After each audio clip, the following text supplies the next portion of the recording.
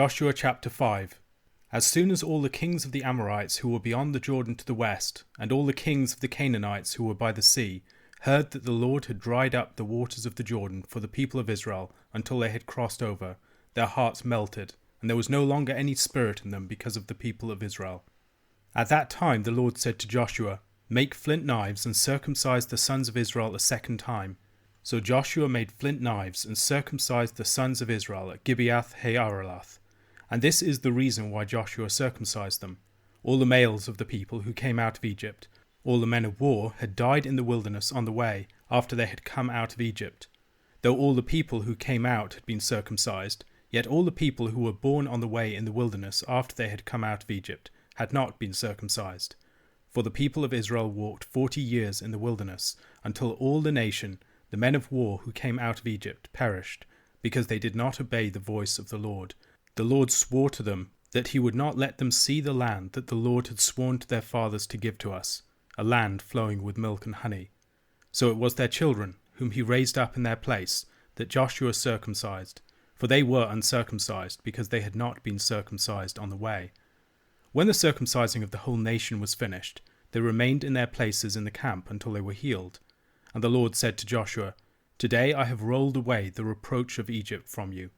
And so the name of that place is called Gilgal to this day. While the people of Israel were encamped at Gilgal, they kept the Passover on the 14th day of the month in the evening on the plains of Jericho. And the day after the Passover, on that very day, they ate of the produce of the land, unleavened cakes and parched grain. And the manna ceased the day after they ate of the produce of the land. And there was no longer manna for the people of Israel, but they ate of the fruit of the land of Canaan that year. When Joshua was by Jericho, he lifted up his eyes and looked, and behold, a man was standing before him with his drawn sword in his hand. And Joshua went to him and said to him, "Are you for us, or for our adversaries?" And he said, "No, but I am the commander of the army of the Lord. Now I have come." And Joshua fell on his face to the earth and worshipped, and said to him, "What does my Lord say to his servant?" And the commander of the Lord's army said to Joshua, "Take off your sandals from your feet, for the place where you are standing is holy." And Joshua did so. Joshua chapter 5 begins with the response of the rulers of the land to the crossing over of Israel into the Promised Land. The crossing was an event proving the Lord's power, his presence with Israel, and his intent to act on their behalf against the Canaanites. The miracle was a statement, not just a way to overcome the tricky logistical problem of getting the people across the River Jordan. We should note the parallels with the statement of Rahab a few chapters earlier, in chapter 2 verses 8 to 11.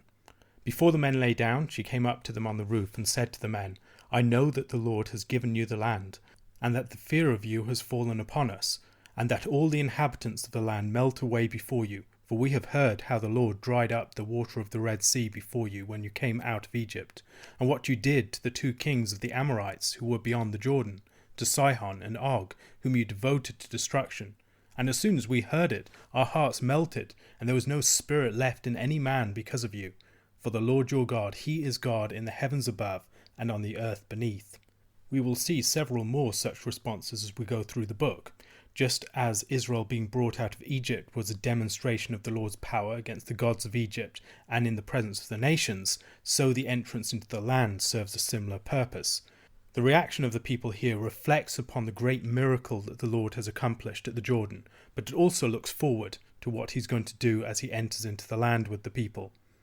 At this point, the Lord instructs Joshua to make flint knives and to circumcise the people a second time, as the Israelite males who had been born in the wilderness had not been circumcised. Israel's entry into the land has a pronounced liturgical character. This is something that will be seen in the following chapter. Much as the departure out of Egypt was a sort of liturgical event, so is the entry into the Promised Land. The liturgical form of the Exodus and the entry into the land underline the fact that the Lord is orchestrating everything. He's going before his people. The liturgical form situates these events within frameworks of meaning, connecting them with other realities. It highlights great symmetries, and it also serves the purpose of memorialization. David Howard makes the observation that if we carefully follow the chronology of the book, the crossing of the Jordan occurred on the 7th day of a 7-day period. The Lord brings his people into the rest of the land on the 7th day. He is the one that sets the timing, and a similar 7-day pattern can be observed in the defeat of Jericho in the chapter that follows. Being circumcised at this point made clear that they must enter into the land on the Lord's terms. Moses' son had to be circumcised in an emergency circumcision in Exodus chapter 4, not having been circumcised earlier. Israel had to be circumcised before the Passover. It's possible that they had not celebrated the Passover for a few decades, since after they failed to enter into the land. A number of the great circumcision events occur just as the Lord is about to bring a great judgment upon a place. Abraham and his household are circumcised just before the Lord comes to defeat the cities of the plain. Israel is circumcised just before the Lord brings judgment upon Egypt at the Passover time. And then Israel is circumcised here just before Jericho is about to be judged. God is coming near to his people. He's coming near in judgment. He's going to destroy his enemies, the wicked. And so the people have to be prepared. They have to cut off the flesh at this point. Circumcision was the sign of the Abrahamic covenant given in Genesis chapter 17. It was a pruning of the flesh of the male sexual organ, setting the people apart for bearing good fruit. It was also, in the more immediate context, the necessary preparation for the celebration of the Passover. The removal of the foreskin at this point is seen as a sort of cutting off of the principle of Egypt. Today I have rolled away the reproach of Egypt from you. You can think that the Egyptians would have claimed that the Lord had brought Israel into the wilderness to perish. But now they have entered into the land, and the Egyptians' mockery must cease. We might also see this as akin to the cutting off of the leaven when they left Egypt. As the wild vines of the land are cut off, Israel is being placed within the land as a pruned and tamed vine, a planting of the Lord. Israel crossed over the Jordan on the day when the Passover lamb would typically be chosen, and they celebrated the Passover on the 14th day. We should again note the symmetry. They leave with the Passover, and they arrive with the Passover. When they would celebrate the Passover in the future, they could recall both aspects of these events. See a similar thing in Christ's celebration of the Lord's Supper. The Lord's Supper looks back to the evening of the Last Supper, as Jesus is preparing for his death, and it connects with the theme of his death. But it also looks back to the event of the resurrection, as Jesus broke bread and revealed himself in the breaking of bread to his disciples. Likewise then, the Passover looks back to the deliverance from Egypt and to the entrance into the land. They first eat the produce of the land on the day after the Passover, and the manna ceases that very day. This recalls Leviticus chapter 23, verses 9 to 14.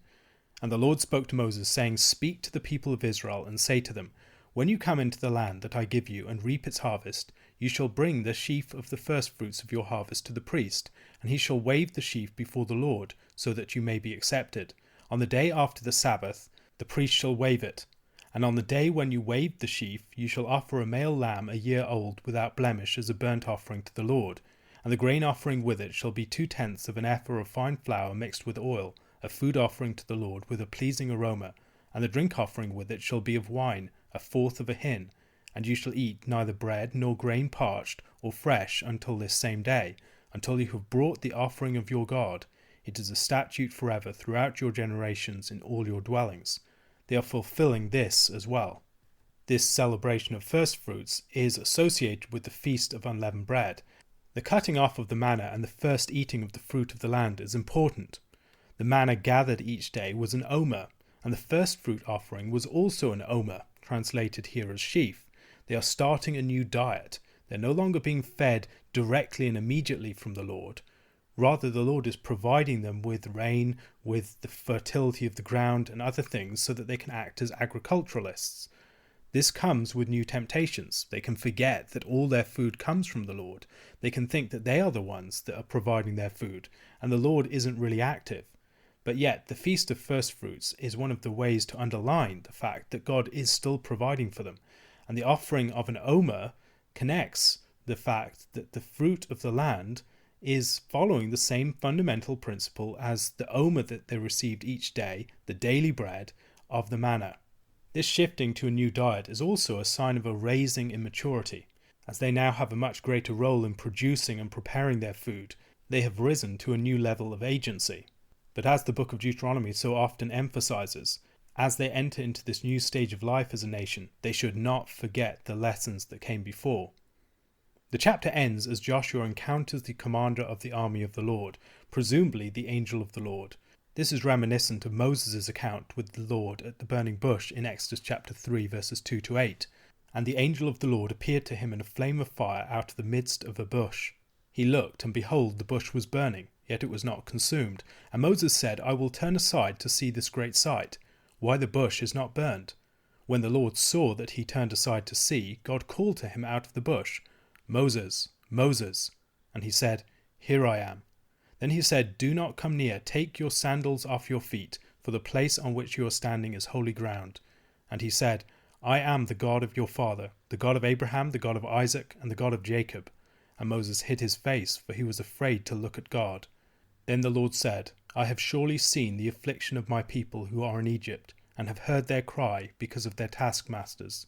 I know their sufferings, and I have come down to deliver them out of the hand of the Egyptians, and to bring them up out of that land to a good and broad land, a land flowing with milk and honey, to the place of the Canaanites, the Hittites, the Amorites, the Perizzites, the Hivites, and the Jebusites. The angel of the Lord came to lead them out of the land of Egypt, and we see his action in a number of points.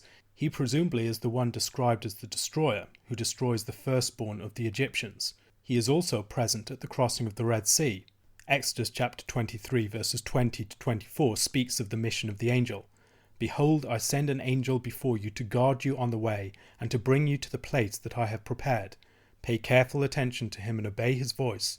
Do not rebel against him, for he will not pardon your transgression, for my name is in him. But if you carefully obey his voice and do all that I say, then I will be an enemy to your enemies, and an adversary to your adversaries. When my angel goes before you, and brings you to the Amorites, and the Hittites, and the Perizzites, and the Canaanites, the Hivites, and the Jebusites, and I blot them out, you shall not bow to their gods, nor serve them, nor do as they do, but you shall utterly overthrow them, and break their pillars in pieces. The description of the commander of the army of the Lord is similar to that of the angel of the Lord in the story of Balaam and his ass, or the story of David's sin in calling the census in 1 Chronicles chapter 21. Joshua asks whose side the angel is on. The angel fights the Lord's battles, but he isn't straightforwardly on any human side, even though he will clearly support Israel. I think this looks back to the statement of the Lord concerning the angel, that if Israel carefully obeys his voice and does what he says, then he will be an enemy to their enemies, an adversary to their adversaries. The Lord comes in judgment, not as a servant to Israel, not as one who's committed to their side as such. Rather, Israel must be loyal to the Lord, and as they are loyal to him, he will give them victory over their adversaries. Joshua recognizes the authority of the angelic figure and bows down to him. This may be worship of God or submission to a higher being who represents God. However, I think it is the former, as in the story of Moses in the burning bush, or the visitation of the angels to Abraham at the oaks of Mamre. This is a theophanic appearance of the Lord. A question to consider. Why do you think that the commander of the army of the Lord appears at this specific juncture, just after the Passover? Luke chapter 20 verse 27 to chapter 21 verse 4. There came to him some Sadducees, those who deny that there is a resurrection, and they asked him a question, saying, Teacher, Moses wrote for us that if a man's brother dies, having a wife but no children, the man must take the widow and raise up offspring for his brother. Now there were 7 brothers. The first took a wife and died without children, and the second and the third took her, and likewise all 7 left no children and died. Afterward the woman also died. In the resurrection, therefore, whose wife will the woman be? For the 7 had her as wife. And Jesus said to them, The sons of this age marry and are given in marriage, but those who are considered worthy to attain to that age and to the resurrection from the dead neither marry nor are given in marriage, for they cannot die any more, because they are equal to angels and are sons of God, being sons of the resurrection. But that the dead are raised, even Moses showed, in the passage about the bush, where he calls the Lord the God of Abraham and the God of Isaac and the God of Jacob. Now he is not God of the dead, but of the living, for all live to him. Then some of the scribes answered, Teacher, you have spoken well, for they no longer dared to ask him any questions. But he said to them, How can they say that the Christ is David's son? For David himself says in the book of Psalms, "The Lord said to my Lord, sit at my right hand until I make your enemies your footstool." David thus calls him Lord, so how is he his son? And in the hearing of all the people he said to his disciples, "Beware of the scribes who like to walk around in long robes, and love greetings in the marketplaces, and the best seats in the synagogues, and the places of honour at feasts, who devour widows' houses, and for a pretense make long prayers. They will receive the greater condemnation." Jesus looked up and saw the rich putting their gifts into the offering box, and he saw a poor widow put in 2 small copper coins. And he said, "Truly I tell you, this poor widow has put in more than all of them, for they all contributed out of their abundance, but she out of her poverty put in all she had to live on." Moving into the second half of Luke chapter 20, Jesus continues his challenge with the leaders of the people. Now he's challenged with the Sadducees, who deny the resurrection. They give the example of a man who dies, and then his wife marries his brother, and then he dies, and then his brother, and then he dies, and so on with a number of brothers. The question being, whose wife is she in the resurrection? This depends, of course, upon the levirate law in Deuteronomy chapter 25, verses 5 to 6. If brothers dwell together and one of them dies and has no son, the wife of the dead man shall not be married outside the family to a stranger. Her husband's brother shall go in to her and take her as his wife, and perform the duty of a husband's brother to her. And the first son whom she bears shall succeed to the name of his dead brother, that his name may not be blotted out of Israel. The purpose of this commandment is in large measure to deal with the threat of death. Death can condemn people to futility. It can mean that someone's name is lost and cut off, and so the brother is there to come in and to raise up seed for his brother who has died. Acting on his brother's behalf, he ensures that his brother's name is not blotted out. There are 2 forms of death here. There's the physical death, and then there's also the death of one's legacy. And the brother steps in to ensure that that second form of death does not befall his brother. Jesus answers the Sadducees by drawing a contrast between the sons of this age and the sons of the resurrection. Jesus' argument operates on the basis of the belief that marriage exists in this age to fill and replenish the earth, to fulfill humanity's calling and blessing to be fruitful and multiply, and also to deal with the threat of death, which would cut off humanity. The practice of levirate marriage is a very pronounced way of dealing with that second issue, marriage in the face of death, so that life is continued. However, in the resurrection, there is a new principle of generation. Humanity is no longer founded in the event of birth, as the human race descends one generation from another, being born and dying in the context of marriage. No, the new principle is that of resurrection, regeneration. Humanity in this situation would be like the angels. The angels don't marry, they're a non-procreating living host. The resurrection isn't just revivification and return to our existing form of life. It's the start of something new, and it also has an eschatological character. I believe that this might be partly in view when he talks about the angels. The angels are a complete host. They do not bear offspring. However, the full complement of humanity has yet to be born. Humanity, unlike the angels, is a growing number. However, in the new heavens and the new earth, humanity will be a fixed number of persons, having reached their final state. And just as the angels are stewards of the heavenly temple, rulers under God and messengers under him, so humanity will achieve its full maturity. We will no longer be under the rule and the guidance of the angels, but will have risen into the full maturity of sons. We will be sons of God because we are sons of the resurrection.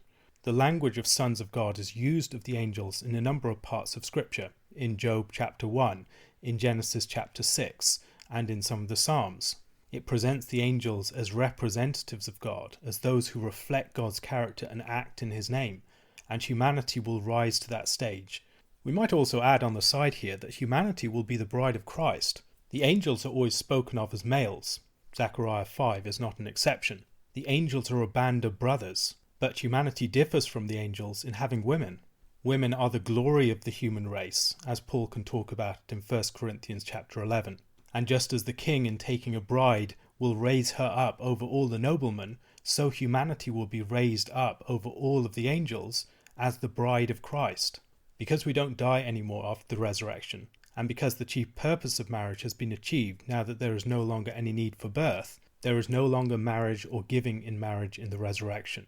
I certainly do not believe that this means that we cease to be male and female in the resurrection, nor do I believe that this means that the goods of marriage associated with companionship and things like that simply cease. Rather, the point is that an institution that existed for the purpose primarily of procreation is no longer needed, because resurrection has taken its place. To prove the resurrection, Jesus refers to the story of the Exodus. I am the God of Abraham, Isaac, and Jacob. Israel is being raised up from slavery, and this is a raising up of the seed of Abraham, Isaac, and Jacob. The action of the Exodus is being done in large measure on their behalf. This implies future resurrection of them, that their part in history has not ceased. Why would it speak of God being their God? God is not the God of the dead. God is not the God of those who are in the past. God is the living God.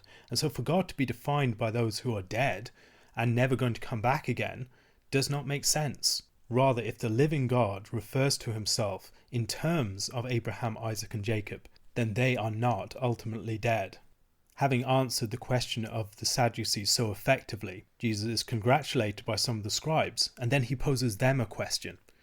The question that he poses them concerns Psalm 110. It's a Davidic psalm in which David refers to the Christ, the Messiah, as his Lord.